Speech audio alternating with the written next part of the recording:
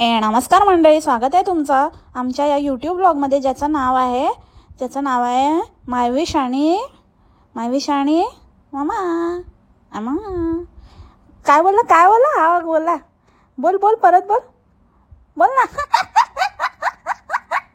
बोल. हॅलो, नमस्कार मंडळी, गॉसिप गर्लच्या आजच्या नवीन पॉडकास्टमध्ये तुम्हा सर्वांचं खूप खूप आणि मनापासून स्वागत आहे. तर आजचं टॉपिक कोणावर आहे ते तुम्हाला कळलंच असेल. काल तुम्ही ज्या कॅरेक्टरची आतुरतेने वाट बघत होतात ते कॅरेक्टर मी आज घेऊन आलेली आहे. तो जास्त वेळ न दवडता आपण स्ट्रेट टॉपिकलाच हात घालूया. तर ही चालली होती भगतपुरीला, आणि भगतपुरीला जे म्हणजे जाताना जे मला अजिबात आवडत नाही, जे बघून माझ्या अंगावर काटा येतो आणि मला एकदम शारे येतात आणि कसतरी होतं, तेच ही बाई करत होती. अक्षरशः घाणेरडी. त्या ट्रेनमध्ये एकही जागा अशी नसेल जिथे या बाईने असं पुसलं नसेल, हात ठेवला नसेल, हात लावला नसेल. आणि तो मुलगा पण असाच. अक्षरशः ती ट्रेन आणि ती खिडकी आणि ते ट्रेनची जाळी आणि ते खिडकीचं ते खालचं ते पॅसेज, तिकडे सगळीकडे अशी हात बीत ठेवून अक्षरशः पूर्ण असा हात टेकून बिकून आणि सगळ्या ट्रेनच्या सीटला इकडे तिकडे सगळीकडे जाळीला ह्याला त्याला हात लावून त्या मुलाचं म्हणजे तो मुलगा सगळीकडे अक्षरशः म्हणजे पुसत होता तो ट्रेन ती हाताने. आणि ते मला खूप खूप किळसवाणं वाटतं, खूप अनहायजेनिक वाटतं, खूप घाण वाटतं. अजिबात म्हणजे मी स्वतः कधी मला आठवत नाही मी असं केलं असेल. मला लहानपणापासून त्या प्रकाराची खूप घाण वाटते. आणि म्हणजे बघतो ना आपण असं लोक थुकतात आणि काय घाण अक्षरशः असं बिंकरतात पण तिकडे. आणि खूप अनहायजेनिक आहे ओव्हरऑलच ती जागा. किती लोक त्यातनं प्रवास करतात, किती काय. आणि त्याच्यामध्ये म्हणजे I just can't take it. आणि त्याच्यामुळे मी ते काही जे ट्रेनमधलं होतं ते पूर्ण स्किप करून टाकलं, कारण मला ते बघवतच नव्हतं. आणि नंतर ही बाई बोलत होती की त्याला बरं नाही आहे, आणि नंतर म्हणजे एकदम असं रडवेली झाली. अगं बाई, त्याला बरं नाही आहे, तुझा मूड नाही आहे, तर मग कशाला ना व्हिडिओ ऑन करून व्हिडिओ करत बसली आहे. जर तुझ्या मुलाला इतकं बरं नाही आणि तुझा मूड नाही आणि तुला खरंच वाईट वाटतंय, तर कोणाला इच्छा होईल का कॅमेरा ऑन करून व्हिडिओ शूट करायची? म्हणजे किती हपापलेली बाई. आणि तू कशाला कॅमेरावर रडून दाखवते? काही कोणाला फरक पडत नाही. म्हणजे असल्यांचं तर नाहीच नाही, जे स्वतःच्या कर्मानेच स्वतः ओढावून घेतात, किंवा त्यांची जी हालत आहे किंवा त्यांचं जे काही आहे ते त्यांच्यामुळेच. तुला अक्कल नाही का? इतकं त्याला फिरवते, लक्ष कुठे असतं तुझं? तो सगळीकडे हात, आणि तो तर लावतोच. ही मोठी असून ही पण तशीच आहे गचाळ बाई, सगळीकडे तसंच. आणि ते कुठे ते बाहेर पडले ते कसाऱ्यावर ना, तर तिथे पण कसं त्या भिंतीला खेटून सगळं थुकलं होतं. तिथे असं खेटून तो मसल्या पण चालत होता. ओव्हरऑलच तो सीन बघूनच कोणाच्याही लक्षात येईल की काय हायजीन पाळली आहे लोकांनी आणि काय काय होणार आहे यांचं. तर मुलांचे तर खूपच त्यांची इम्युनिटी थोडी वीक असते, पटकन ते कॅच करतात जर्म्स किंवा काही पण व्हायरस अशा गोष्टी पटकन त्यांना पकडतं. तर डेफिनेटली तो आजारी पडणारच. तर तो आजारी पडू नये ह्यासाठी तू काय एफर्ट घेते किंवा ह्यासाठी तू काय प्रयत्न करते? बरं, ते झालं हायजीनचं. त्या व्यतिरिक्त पण हिला चल बाबा, हिला ते देवीचं एवढं करायचं होतं, देवीला जायचं, काही झालं तरी मी जाणार, मला जायला पाहिजे म्हणजे पाहिजेलच करून तिकडे धडपडत गेली. तो तर म्हणजे अक्षरशः वादाचा मुद्दा आहे आता. म्हणजे हिचं देवदेवतांच्या प्रती जे काही ही करते, हिचे घरचे करतात, आणि नंतर हिचे जे कॉन्ट्राडिक्टरी स्टेटमेंट्स असतात, तर ते ओव्हरऑलच थोडासा तो वादाचा मुद्दा आहे. आणि खरंच म्हणजे लोकांना कसं कळत नाही. अगेन आज पण मी रील एक टाकली आहे. म्हणजे मला खरंच कळत नाही की भक्तांना किंवा जनरलच पब्लिकला, भक्त तर सोडूनच द्या, त्यांच्याकडनं आपण अपेक्षाच करू शकत नाही, पण जनरल पब्लिकलाच कसं प्रश्न पडत नाहीत की बाबा हे असं कसं असू शकतं? ह्यांना क्वेश्चन का नाही करत? ह्यांना नुसतं भले तुम्ही करत असाल क्वेश्चन, म्हणूनच आता मी नवीन एक उपक्रम चालू केला आहे की मध्ये मध्ये मी कॉमेंट सेक्शन म्हणजे असं हे कम्युनिटी टाकते आणि त्याच्यामध्ये सांगते की तुम्हाला जे विचारायचं आहे ते विचारा. कारण मला वाटतं की माझ्यासारखे प्रश्न इतर बऱ्याच जणांना पडत असतील, आणि हे प्रूव्ह झाले की बऱ्याच जणांना ॲक्च्युली ते पडतात. पण हे लोक त्यांना विचारायला पण जातात, इवन विचारतात सुद्धा, पण हे लोक ते हाईड करून ठेवतात किंवा कॉमेंट्स होल्ड करतात. त्याच्यामुळे ते कधी सरफेसवरच येत नाही, आपल्याला दिसतच नाहीत, आणि त्यांची मुस्काटदाबी केली जाते. त्याचसाठी आपण आता नवीन ते कम्युनिटीचा गेम चालू केला आहे. तर जेव्हा कधी मी असं मध्ये मध्ये करत जाईन, सो दॅट तुम्हाला तुमच्या भावना तिथे व्यक्त करता येतील. तर हां, मी काय म्हणत होती, तर त्याच्यानंतर मग तिथे गेली. मग तिकडे तू देवीला जायचं होतं, तेवढं भर पावसात गेली. मला जायचंय करून, आणि तिथे फक्त दर्शन करून निघायचं, तर ते नाही, त्या पावसामध्ये एवढं सगळं उलाढाल्या करून गेली. आणि तिथे जाऊन मला पाण्यातच बसायचं. मशाल, मला बसायचंय ते पाण्यात. अरे बोंबली कुठून आली, सॉरी. मशाल, मला त्या पाण्यात हिचा नाही बाई, मला फक्त हसता येतं मला हिच्यासारखं.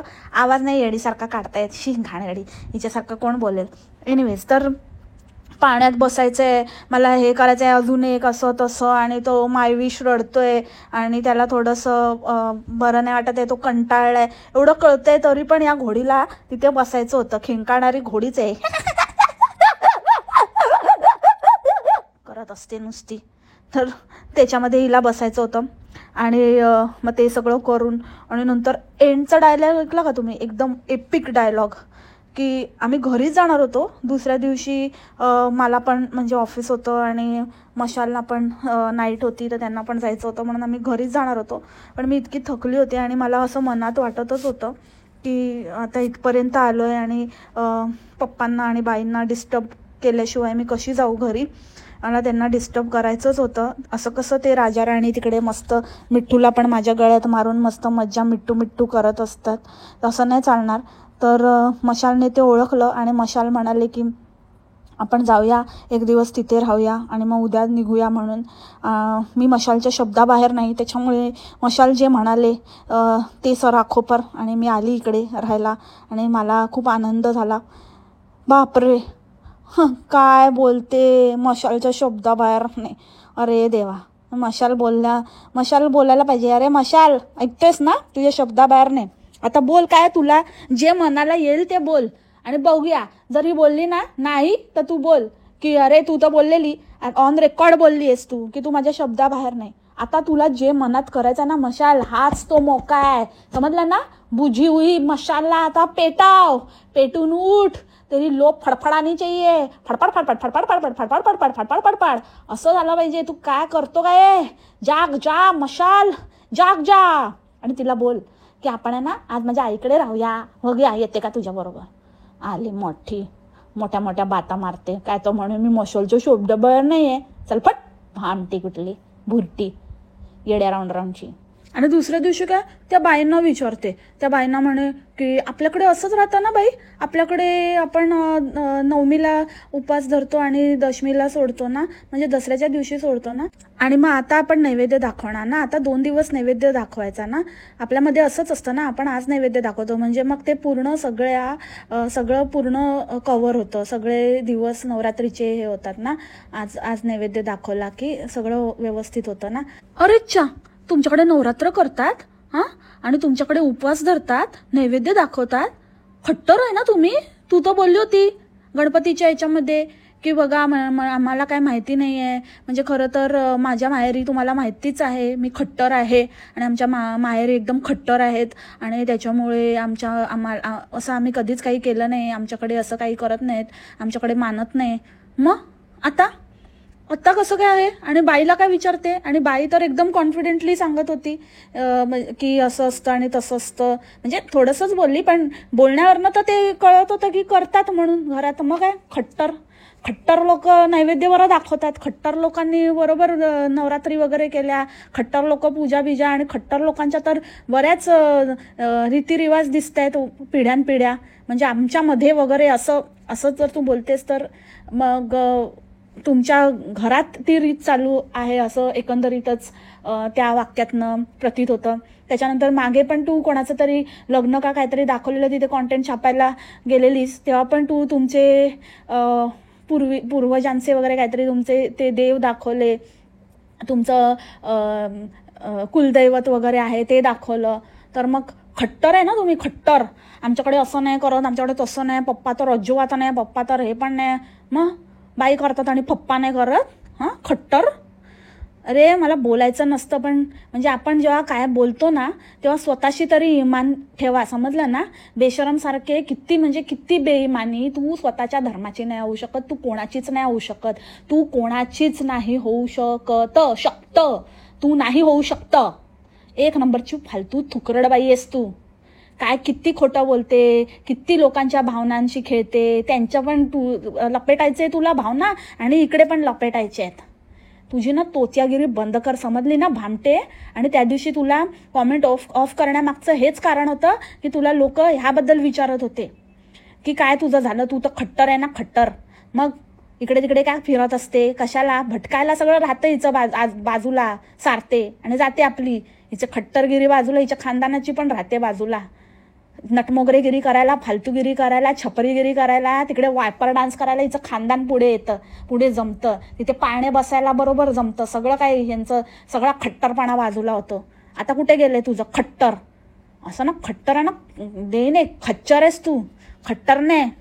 अरे म्हणजे माझा हा म्हणण्याचा उद्देश अजिबातच नाही की कोणी करू नका, काय नाही, की देव कोणाचा नाही आहे. देवावर कोणी काही आपलं काही हे नाही, शिक्कामोर्तब नाही केलंय की तुम्ही नाही करू शकत, असं नाही करू शकत. पण हिची जी भाषा, हिचे जे बडे बडे डेंगे हाकते ना, जे काही मोठ्या मोठ्या गोष्टी बाता मारते, म्हणून हिला स्पेशली मी सुनवते, म्हणून मी हिला बोलते. म्हणून मी पुन्हा हीच गोष्ट बोलते की ना ती कोणाची आहे, ना ती ज्या धर्माचा क्लेम करते ना त्यांची आहे, ना जी आता लग्नानंतर ज्यांच्यात आली आहे त्यांची आहे, ना कोणाचीच नाही आहे. ही फक्त इतकी आपमतलबी आहे ना, उद्याही काहीही करेल आणि कुठेतरी तिसरीकडे आणि जाऊन बसेल हिला भीक लागली तर. कोणी भीक टाकायची म्हटली ना, ये भीक टाकतो माझ्याकडे ये, तर तिकडे पण जाईल, असली आहे. तर करतो एखादी गोष्ट तर मान्य करा की करतो बाबा, आम्हाला आहे, आमच्या मनात भक्ती भाव आहे, आम्ही मानतो देवाला. पण आम्हाला आमच्या पण धर्माचा तेवढाच हे आहे, मान आहे, तेवढंच आम्ही रिस्पेक्ट करतो, तेवढाच आदर करतो. ते पण तेवढंच मानतो, हे पण तेवढंच मानतो. काय प्रॉब्लेम आहे असं केलं तर? पण नाही, दोन्हीकडे असं खट्टर काहीतरी दाखवून असं दोन्ही बाजूची मलाई खायची आहे, पब्लिकला येडा बनवायचंय. असं बोललं, असं जर मानलं आणि असं जर म्हणजे क्लिअर केलं तर मग काय मजा येणार आहे ना, कॉन्ट्रोवर्सी कशी होणार, कसं करता येणार, दोन्ही मलाई कशी खाता येणार. त्यामुळे हा वादाचा मुद्दा उचलूनच ठेवायचा, अजिबात त्याच्यावरती क्लॅरिफिकेशन द्यायचं नाही. आपल्या सोयीप्रमाणे बदलत राहायचं आणि मजा घेत राहायची, कॉन्ट्रोवर्सीचा फायदा उचलत राहायचा, छापत राहायचं. आता खूप पुढचा मार्ग गाठलाय ना हिने, ही निघाली आहे मार्गावर, मागे वळून बघणार नाहीये. तरी पण मागे सारखी आपली बसते तिकडे जाऊन शेणात, मुचकळून निघते परत. हिला ना स्वतःला म्हणजे घेतल्याशिवाय स्वतःच्या अंगावर उडवून हिला मनच नाही भरत. चिखल म्हणते मी, चिखल उडवून घेते.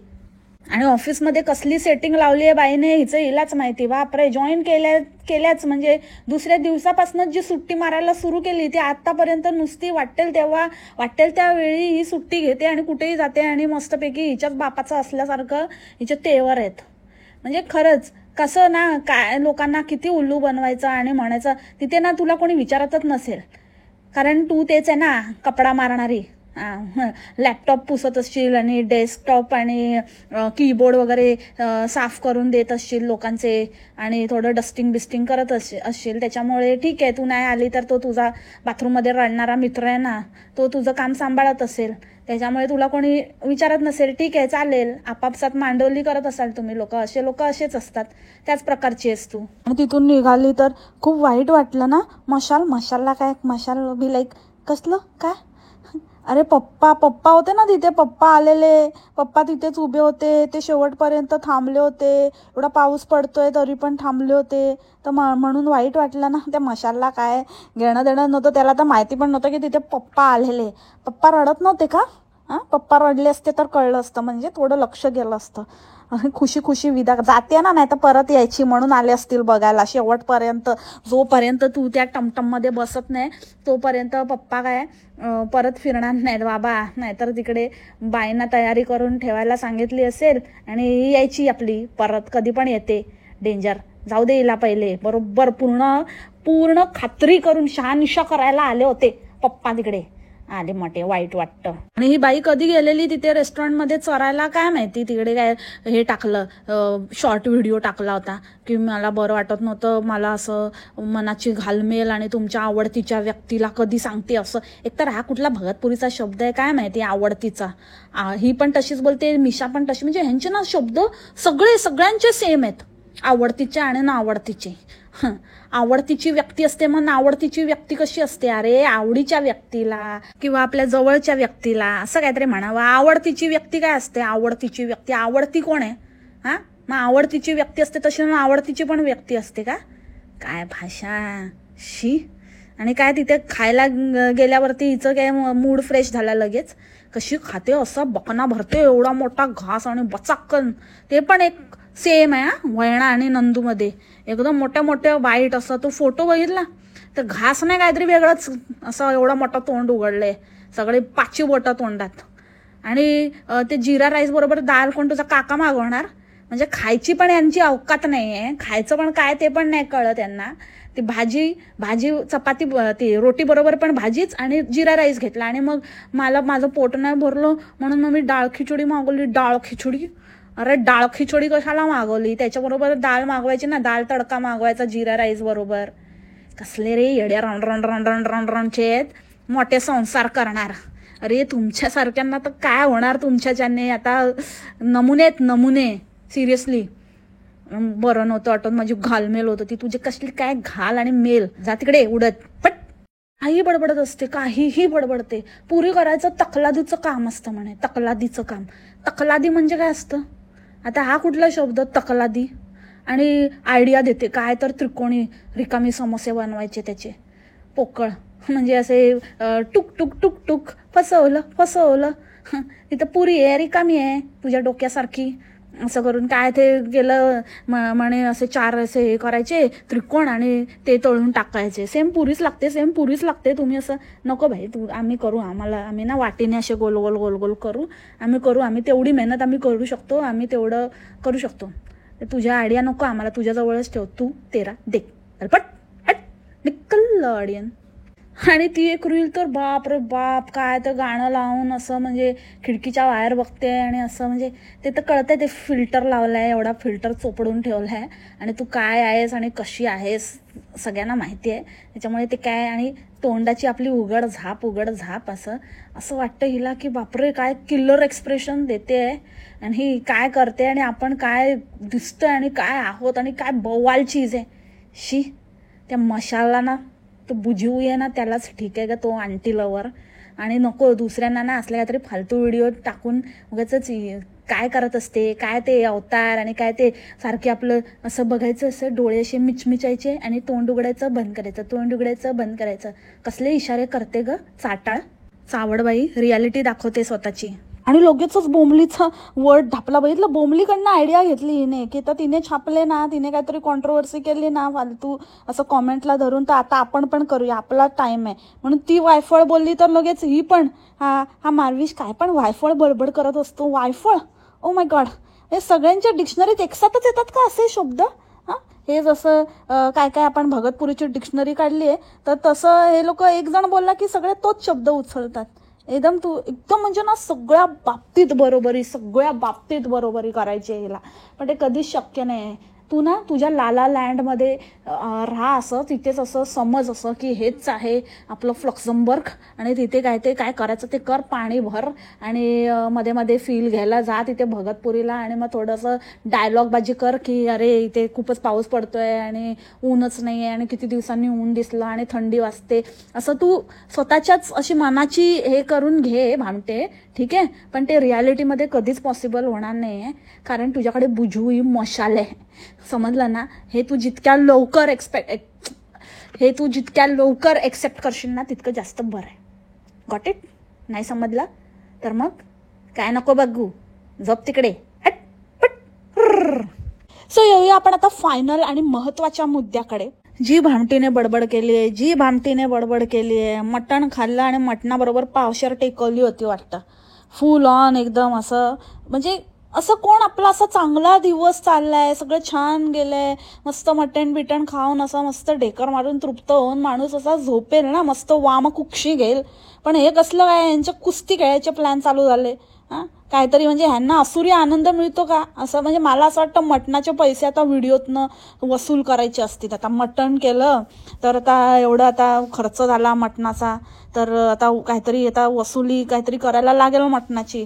म्हणून मग पहिलं वसुली करून घेऊया आणि मग खरी अशी मनाला आत्मीय शांतता मिळेल असं काहीतरी ह्यांची मेंटॅलिटी दिसते. म्हणून मग बसले आपले टेकवून, दोघेही टेकू लावला नवरा बायकोने. आणि काय बडबड. सगळ्यात पहिला मुद्दा, हिने सुरुवातच अशी केली की त्याचे नातेवाईकच नाही आहेत, आमचे नातेवाईक असं, म्हणजे तुम्हाला तर माहितीच आहे माझ्या माहेरचंच फक्त जे काय आहे ते. तुझ्या माहेरचं कोण आहे का? तो पप्पा जो बाईबरोबर बिझी असतो, त्याला काही घेणं देणं नाही. तुझ्या घराला तरी कधी पाय लावला त्यांनी? हां, की कधी काय काही विचारपूस किंवा कधी काही कुठे पिक्चरमध्ये नाही येते तर जाऊच दे, पण कधी कुठेच ते काही अध्यात्मध्यात नसणार. त्याने आपला मस्त संसार थाटलाय तिकडे, मस्त गुलुगुलू करत असतात. त्या मिठू द सारखा डटे करायचा म्हणून सारखी तुझी आठवण तिकडे करत बसायचा. त्यांच्या डोक्याला शॉर्ट झालेला की अरे भाई हिला पाठवली एकदाची तरी पण हा एक काय डुड्डी करत असतो, म्हणून त्याला पण पाठवून दिला तुझ्याकडे. आणि हे पप्पा, हे तुझी माहेरची माणसं, तो भाऊ त्याच्या गळ्यात पडत असते. तो तर काय मोठा हुशारच समजतो स्वतःला, अतिशहाणा. तर त्याचं काय तो पण काय उगाचच ही आपली गळ्यात पडते म्हणून सारखं माझा भाऊ करून म्हणून. नाहीतर त्याला पण काय नाही आहे. त्याने तर सांगितलं होतं तू तेरा देख असं सांगितलंय ना, तूच तर बोललेली. तो बोलला की तू तुझं बघायचं म्हणून, मला काय माहिती नाही वगैरे. तर तो तर आहे म्हणून आहे, बाकी काय त्याचं पण काही हे नाही. आणि तुझी ती बहीण ती कुठे गायबच आहे, तिचा तर काय आता पताच नाही. तू त्या मार्विसच्या बड्डेला असं काय झालं, एका कुठल्या तिच्या व्हिडिओला व्ह्यूज काय मिळाले, तू असा थैथयाट केलास की झालं, तिच्याशी कायमचे संबंध तोडलेस तू. सो तिचं पण काही आता पता नाही. बाकी सगळ्यांच्या गळ्यात पडत असते आपली. हळूहळू ते पण सटकले. कोण नाही, तुझी ती फ्रेंड होती ती पण फ्रेंड यायची पण बंद झाली, ती पण नाही. तर तुझ्याकडे कोण आहे भाई? तर तू दुसऱ्यांच्या फॅमिलीला नावं ठेवते. तुझी फॅमिली बघ, तुझं ज्या रायता जे फैललाय ना ते आवर, सगळीकडे ओकारी करून ठेवली आहे ना ती आधी साफ कर आणि नंतर दुसऱ्यांच्या फॅमिलीला नाव ठेव, ठीक आहे? हां, तसं बघायला गेलं तर कोणीच कोणाला कमी लेखू नये, कारण दोघांचेही इक्वली म्हणजे घाणच आहे सगळीकडे पसरलेली. डायरिया झालाय आणि तो आता तुम्ही सगळ्या यूट्यूबवर पसरवताय तुमच्या घाणेरड्या फॅमिलीला लागलेला डायरिया. मी मशालला कुठल्याच बाबतीत कसलीच जबरदस्ती नाही करत. मी अजिबात त्याला काही बोलत नाही. मला अजिबातच असं काही नाही मला वाईट वाटेल, मला रागवेल, मी त्यांना म्हणते तुम्हाला ज्याच्याशी बोलायचं त्याच्याशी तुम्ही बोलू शकता. मी तुम्हाला कधी म्हणते का मशाल की तुम्हाला काय बोलायचं आहे नाही बोलायचं आहे, तुम्हाला जे पाहिजे ते तुम्ही करू शकता. पण हेच नाही जाते, हे तुम्हाला स्वतःला सांगतील, हे तुम्हाला सांगतील, स्वतः सांगतील हे तुम्हाला.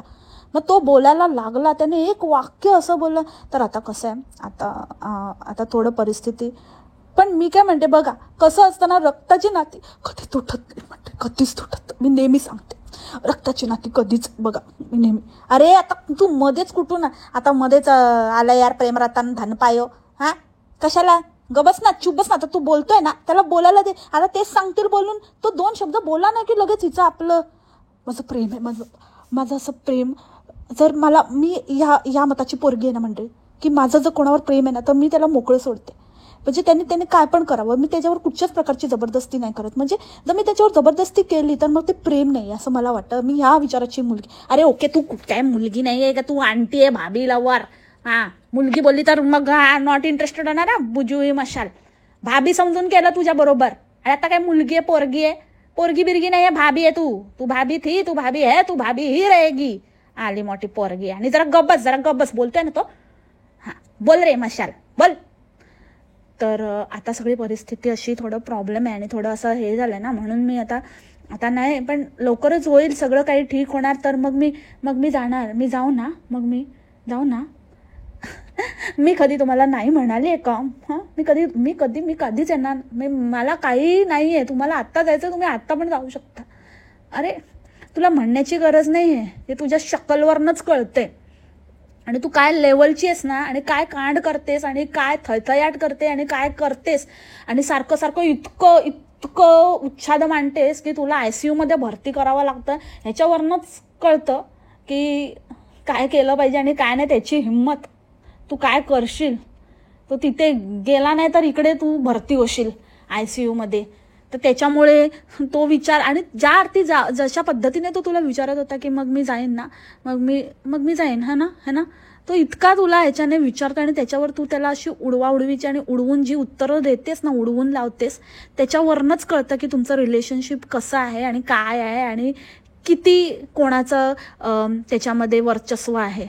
वन साइडेड रिलेशनशिप आहे तुमचं कम्प्लिटली.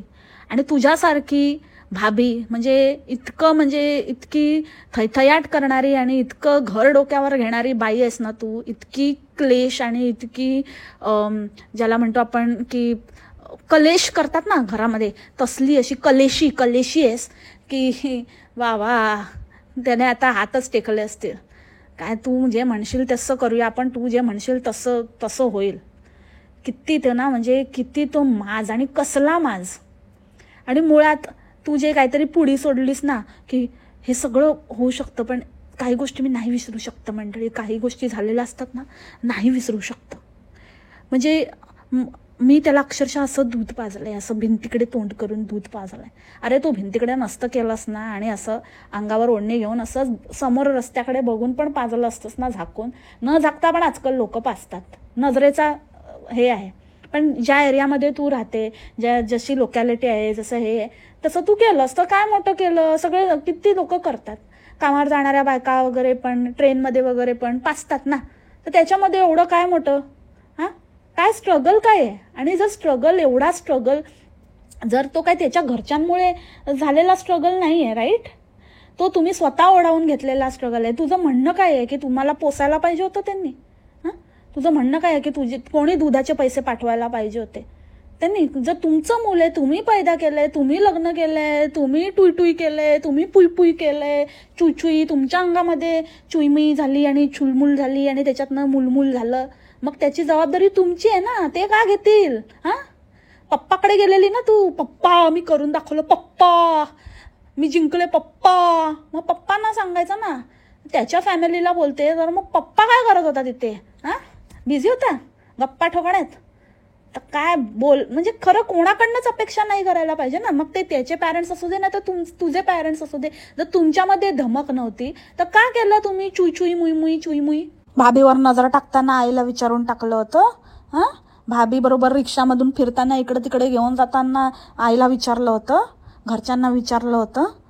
इथे लिव्ह इन मध्ये राहताना बोलली असते, त्या ममडेगिरी करताना घरच्यांना सांगितलं होतं, घरच्यांना विचारलं होतं. सगळं करायला बरोबर इकडे मस्त चाललेलं होतं.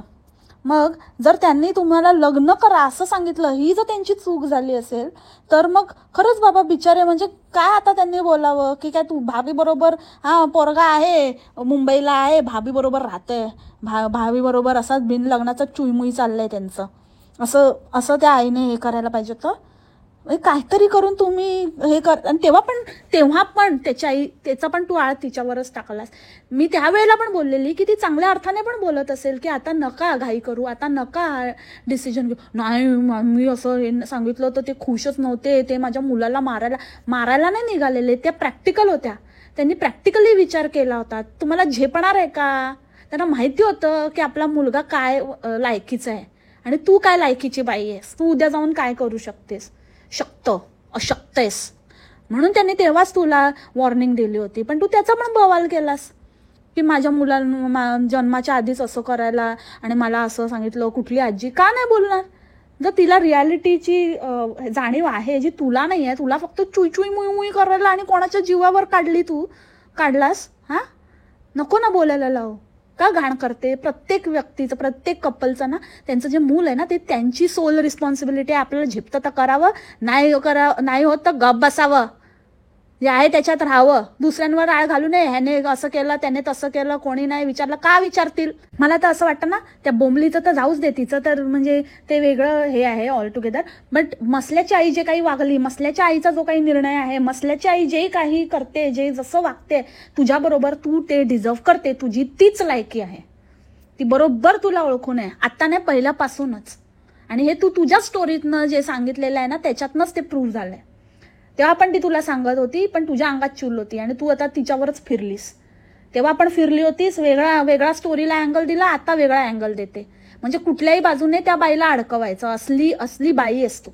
आणि तो मसल्यात होता त्याचा तर काय म्हणजे तो गिनतीतच नाहीये. त्याची तर पार अशी ना, अशी म्हणजे ती सिगरेट अशी पायाने अशी हे करतात ना, अशी तशी त्याची मशाला ना, अशी त्याची जी राख आहे ना, ती पण पायाने चुरडा झालेली आहे एकदम, म्हणजे पार धुळीत मिळालेला आहे तो. त्याच्याबद्दल तर काही बोलण्याचीच गरज नाहीये. तो तर अस्तित्वाचंच नाही, त्याचं काही अस्तित्वच नाहीये कणा नसलेला. आणि राहिली गोष्ट तू जे म्हणत होती ना, आता मी खूप पुढे निघून आली आहे आणि मी स्वतःला खूप स्ट्रॉंग केलं आहे आणि मी खूप जिद्दी आहे आणि मी जे ठरवलं आहे ते मी करणारच, आता कोणाची हिंमत नाही झाली पाहिजे मला कमी लेखायची आणि मी खूप पुढे, मी आता हे करणार, मी त्या पथावर, मी त्या मार्गावर आहे आणि हे ते वगैरे. तर मग पुढे निघून आली आहे ना, मग कशाला मग मागे परत परत जाऊन चिखलफेक करते आणि स्वतःच्या अंगावर चिखल उडवून घेतेस? हां, आलीस ना, ह्याच्या पुढे मग पुढेच निघ, समजली ना? आगे चल, निकल, आगे जा, छुट्टा नाही आहे. आणि तू कधीच पुढे नाही जाऊ शकत आणि कधी पुढे गेलीस, किती काही केलंस तरीही तू त्याचं क्रेडिट तू पूर्णपणे तुला कधीच मिळणार नाहीये. आणि जर तुला ते हवं असेल, जर तुला असं वाटत असेल, तर तुला एकच सांगते मी शेवटचं, की यूट्यूब सोड, यूट्यूबवर राहू नकोस. कारण यूट्यूब करून जर तू यूट्यूबच्या थ्रू जर पुढे जाणार असशील आणि यूट्यूब च्या ह्याच्यातनं जे तुला असं वाटत असेल की त्याच्या पैशातनं, मग त्याच्यातनं तुझी जी कमाई होते त्याच्यावर तू मेहनत करून त्याच्यात तू काहीतरी अचीव केलंयस, तर ती अचीवमेंट तुझी कधीच नसणार आहे, कधीच नाही. आणि ती तुला कधी लाभणारही नाही. कारण जे तू यूट्यूबवर करते, ज्या कारणाने तुझी सुरुवात झाली आहे, ज्या ह्याच्याने तू येऊन यूट्यूबवर धडकली आहेस ना, तेच मुळात कोणाच्या तरी दुसऱ्यावर बेस आहे. तू दुसऱ्याचा आधार घेऊन आलेले आहेस, कधी सासूचा आधार, कधी नंडेचा आधार, मेन तर नंडेचा आधार आहे.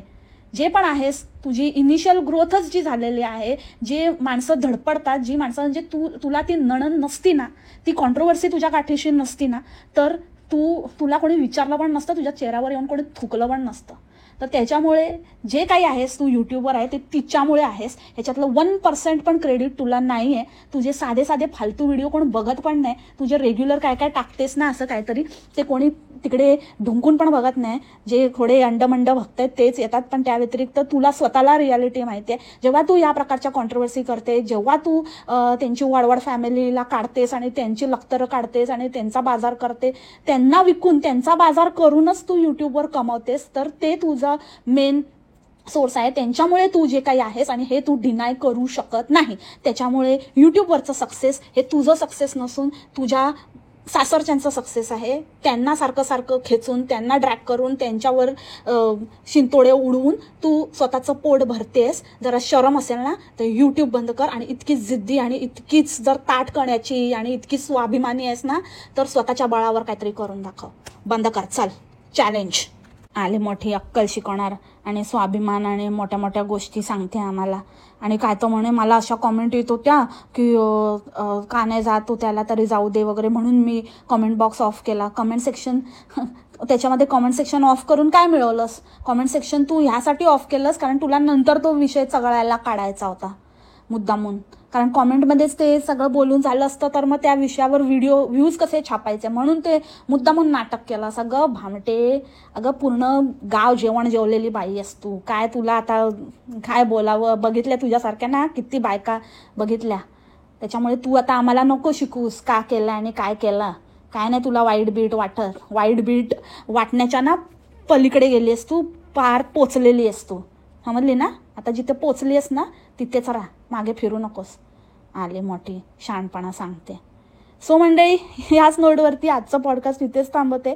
आय होप तुम्हाला आजचं पॉडकास्ट आवडलं असेल. भेटू आपण लवकरच उद्याच्या पॉडकास्टमध्ये नवीन विषयासोबत. तोपर्यंत खा प्या, मस्त राहा आणि स्वस्त राहा. टेक केअर, बाय, मासलामा. ए ए, पप्पा पप्पा पप्पा.